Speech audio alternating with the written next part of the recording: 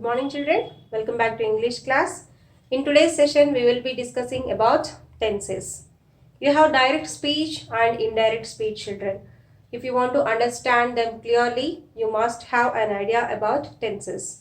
That's why in today's session we will be discussing about tenses. Before that, let us try to quickly recall some of the basic grammar terminology like subjects, objects, nouns, pronouns and all.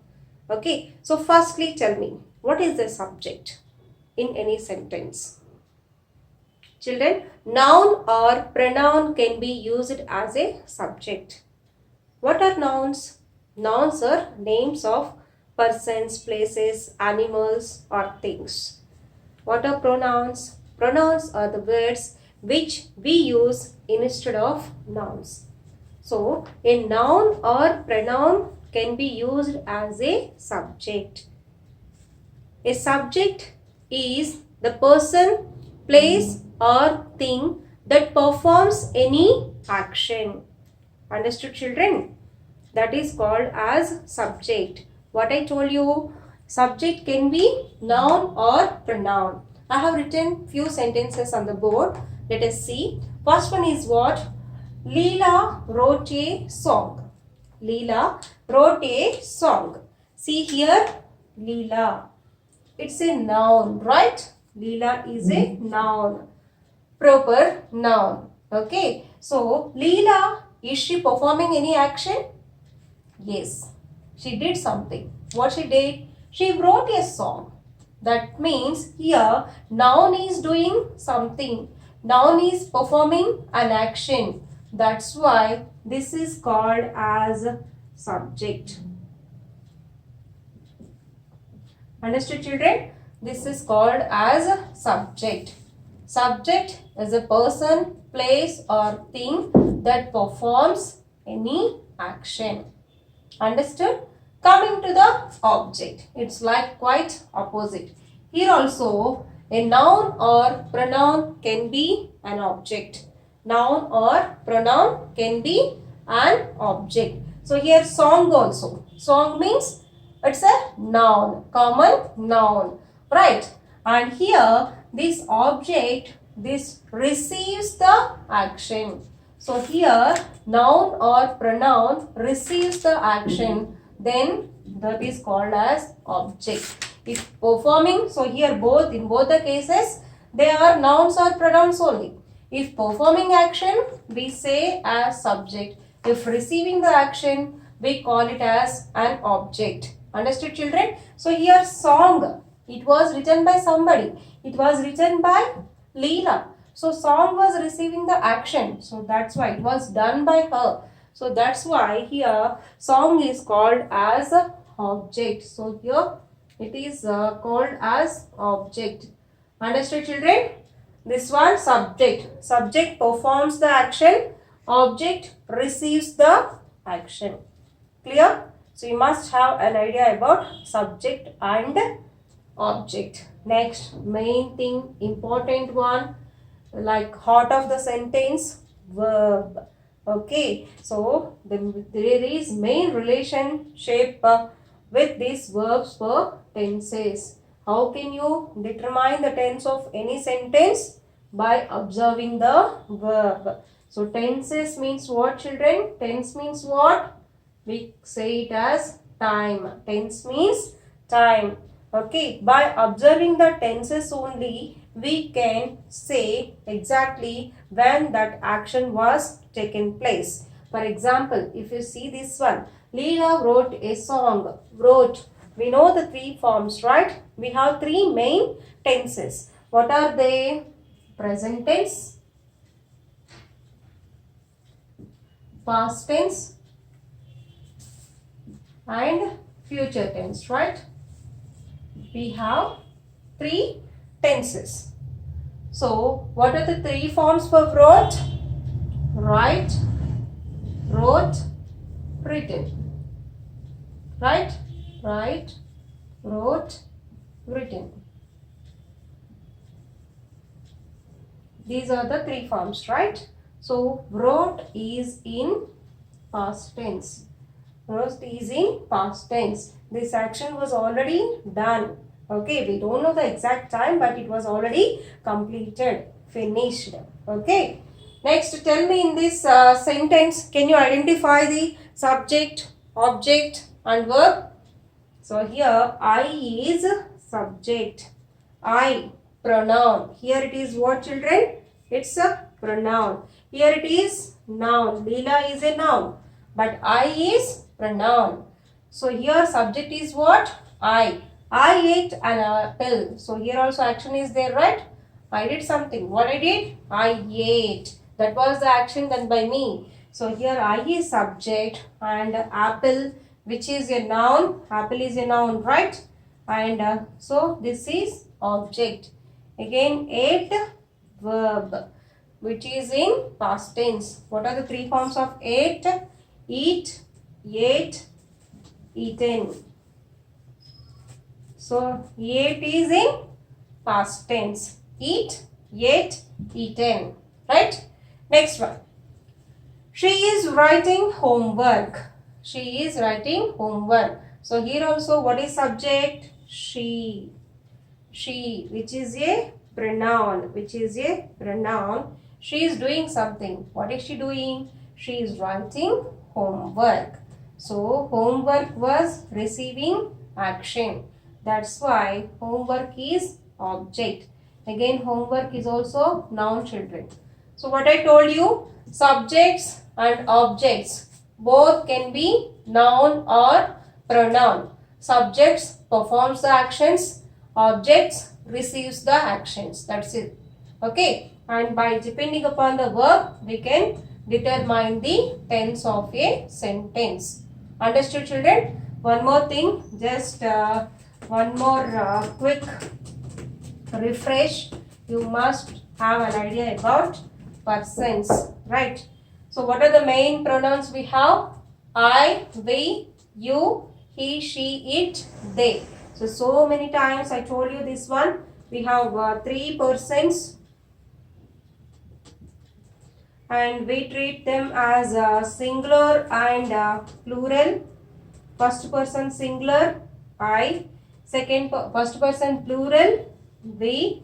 Second person in both the cases, it is only you. Coming to third person, it is he, she, it. Next here, they. Right. First person, singular, I. Plural, we. Second person, you. Third person, he, she, it, they. These are the main pronouns. You always should remember this one. Okay. Next.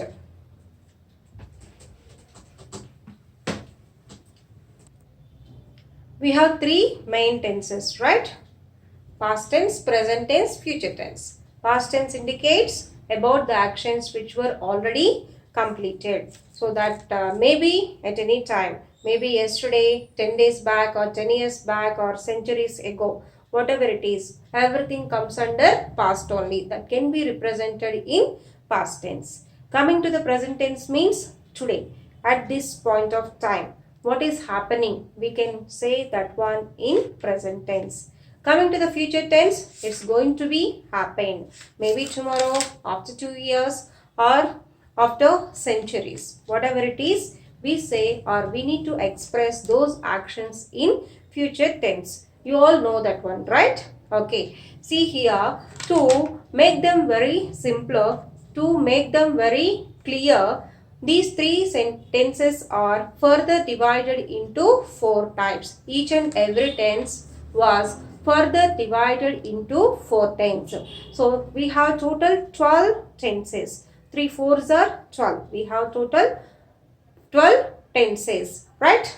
You know already this one. Anyway, at the end of this video, I'm going to attach this tabular form. Okay, right. So here 3 tenses: present tense, past tense, future tense. Okay, if you divide that, the aspects will be like this: simple, continuous, perfect, perfect continuous. How can you read it? Simple present tense, simple past tense, simple future tense. Simple present, simple past, simple future. Next, continuous. Present continuous, past continuous, future continuous. Next, perfect. Present perfect tense, past perfect tense, future perfect tense. Next, present perfect continuous, past perfect continuous, future perfect continuous tense. So like this, you need to fill the table. I am just leaving it to you because you are already aware of this one. Okay. So simple present tense, present continuous, present perfect continuous tense. Simple past tense, past continuous, past perfect continuous tense. Simple future tense, future continuous, future perfect continuous tense.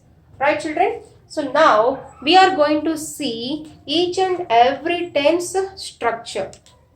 That means sentence formation.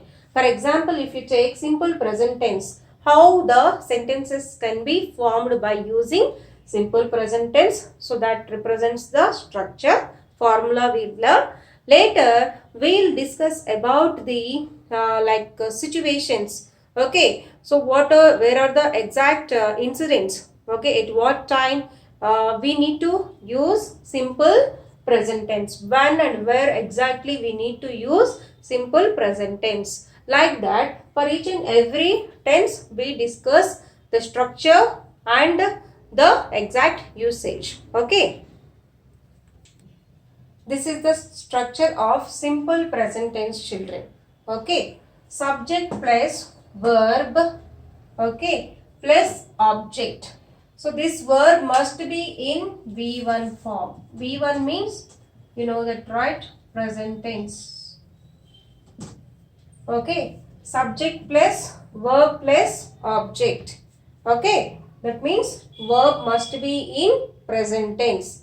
For example, I have written two sentences here. Let us see that. I drink coffee every day. I drink coffee every day. That means what? That is my habit. Every day, regularly, continuously, I do that. So, simple present tense can be used to describe regular habits. Simple present tense can be used to describe regular habits. Right? And for example, the same thing. So, here I is subject. I is pronoun. That's why I wrote drink. The same thing. She drinks coffee every day. She means, so she is also having the same habit. So here we wrote drinks. So there is a difference, right? Here I wrote only drink, but here I wrote yes. That's why here I have written as S plus ES. So we know about third person singular, right? What are third person singular? She, he, it. These are third person singular, right? Always remember, children, whenever you get these three words, okay, and if you are writing the sentence in simple present tense, then for verb you need to add either S or ES. Depends upon the spelling. For example, if your verb is go, then what we need to write? What we need to add? We need to add ES there. We don't say GOS, right? What we need to say? GOES. For example, I can say, I go to market every day. Or else, I go to school every day. I go to school every day. What we need to say? She goes to school every day. He goes to school every day. We can't say he go to school, she go to school. For third person singular, we need to add either S or ES. So here, drink plus yes. But here, GO plus ES. One more, most commonly we use this one. DO plus ES. Does. Okay. I do homework every day. He does homework. That is the difference, children. Okay. For third person singular, we need to add either S or ES to the verb. for third person. If your subject is third person singular, that means maybe any one of this one. Maybe noun, children. In the place of she, you can write name as well. Okay, so here Shita drinks coffee every day. If I write here Shita also, here you need to write drinks only. Okay, maybe noun or pronoun. If it is third person singular, we need to add s or es to the verb.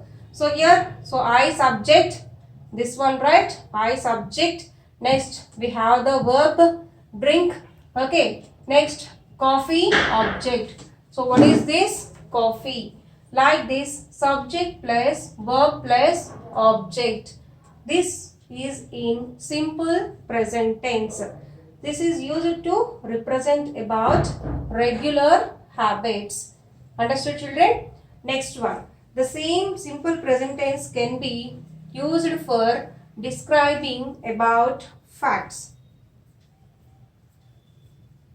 Or we can say universal truths. What are universal truths, children? That means they are always will be like that only. There will be no changes at all. So facts are universal truth. So to describe about facts or universal truths, we use simple present tense. I'll write examples. Okay. Simple present tense can be used for representing or describing facts or universal truths. Okay, for example, sun rises in the east. We know that, right? Sun sets in the west. Rises. Rises. That means this verb is in simple present tense. Understood, children? So if you get only V1 form, right? Rise, rose, risen. What are the three forms for rise? Rise, rose, risen. Okay. So then that is in simple present tense. Here sun also third person singular, right? That's why we have written, we have added s to the verb. Okay, rise plus yes, rises. So this is universal truth, right? So everywhere it is same only. Sun rises in the east and sun sets in the west. Even earth revolves around the sun. Earth revolves around the sun. Moon revolves around the earth. So these are universal truth, must be described in simple present tense. They are same forever in the past, present and even in future also. Okay, next one, fact. Cow gives us milk. So it's a fact, right? It's a known fact. Everybody knows that. So cow also third person singular. That's why we have written here s. Give plus yes. Give plus yes. So like this, to represent the facts and universal truth, we use simple present tense. So what is the structure, children? Subject, cow is subject, gives verb, and milk is object. So here milk is object. So s plus here V1 plus s plus es plus object. This is the structure of simple present tense. Understood, children? Yes. Next one. Next one, present continuous tense, children. So present continuous, children, means what? At present, at the point of time. Okay, if any action is going on, that must be described in present continuous tense. Okay, at this moment. Okay, what is happening? All those actions can be described in present continuous tense. What is the structure? Subject plus am, is, are, auxiliary verbs, plus verb plus ing form. So here verb plus ing form, this is called as V4, children. Verb plus ing form. For example, writing, reading, write plus ing, writing, read plus ing, reading, sleeping, standing, eating, okay, drinking, all the words, right? If we add ing form to the verb, we get V4 form, okay, plus object, right? I have written few examples here. See, I am teaching English. What I am doing now? I am teaching English. Right. Next, what are you doing? You are listening to the video. You are listening to the video. He is playing cricket. So somebody is there. Okay, third person singular. He is playing cricket at that moment. When are we talking about that? Okay, these actions are being taken place. So I, subject, am, auxiliary verb. So you know this one, right, children? Along with I, we use am. Only with I, we use am, right? That too in present tense. In present tense, along with I, we use am. Next, for the words like we and they, you. For all these three words, we use are, right? And for next again, she, it. For these three words, he, she, it. For these three words, we use the auxiliary verb is. Understood, children? Along with I, we use am. For the words we, you, they, we use are. For the words he, she, it, we use is. We know the pronouns, right? Main pronouns. Okay. So all these are used for present tense. You know that, right? We don't say you am or you is, right? You are in the present tense. Am, is, are used in only present tense along with these pronouns. Okay. So here teach plus ing. Listen plus ing, play plus ing, like this, and these are objects. These are objects. So these are verbs, V4 forms.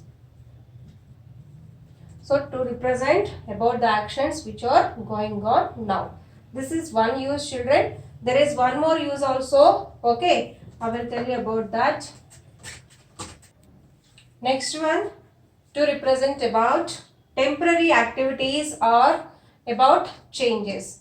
Temporary activities means, for example, Ram is learning dance. That means what? Here learning means not, I'm not talking about. So can you learn dance in a one day? Can you learn it? Is it possible? He is learning. So he may learn it in 3 months, 6 months or 1 year, 2 years. But he is learning that. Right? So you may learn any language, right? So you might have been learning anything. Okay, I'm learning French. I can say I'm learning French. It will take some time. But to represent, that is temporary only, right? So that will not continue lifelong. So after a few days, it's going to an end, right? It's going to be end. Like that. So Ram is learning dance. So here also we represent that one in present continuous tense only. So Ram subject is auxiliary verb, V4 form, and this is object, like that. Next one, about the changes. So if any changes are occurring, especially to talk about weather, temperature and all, we use this present continuous tense. Weather conditions are changing rapidly. So nowadays we know that, right? There are so many changes in the environment. So temperatures are changing rapidly or continuously. Temperatures are changing.